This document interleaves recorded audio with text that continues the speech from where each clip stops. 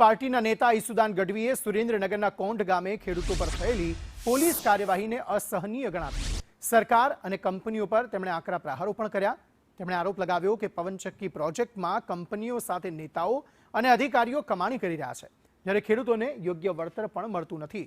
ઈસુદાન ગઢવીએ કહ્યું કે ખેડૂતો એકજૂટ થશે તો ભાજપ એક પણ સીટ નહીં જીતી શકે. તેમણે તમામ પાર્ટી અને ખેડૂત સંગઠનોને ખેડૂતોના હક માટે એક થવા અપીલ કરી.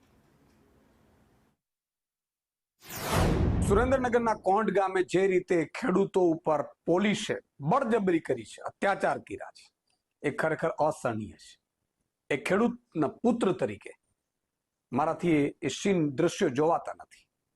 ન માત્ર એક ગામમાં એવા સેંકડો ગામો છે કે જ્યાં મરજી પડે ત્યારે ભાજપની પોલીસ જાણે પોતાના ખેતરો હોય એવી રીતે આવી અને કંપનીઓની દલાલી કરવા માટેના જેટલા પણ બાના હોય બધા મળી જાય છે.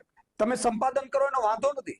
કેમ તમે એવું નથી કરતા કે જેટલી કંપનીઓ આવે ભલે આવે, પરંતુ ખેડૂતોને એક ભાગ છે વળતર આપે, અથવા તો એવા નિયમો બનાવો તમે કે દર વર્ષે જેટલી કમાણી કંપની કરે એમાંથી કેટલોક ભાગ જેટલા ખેડૂતોના ખેતરમાં આવતો હોય અથવા તો ગૌચરમાં આવતો હોય તો ગામના ગૌચરમાં રૂપિયા નાખો.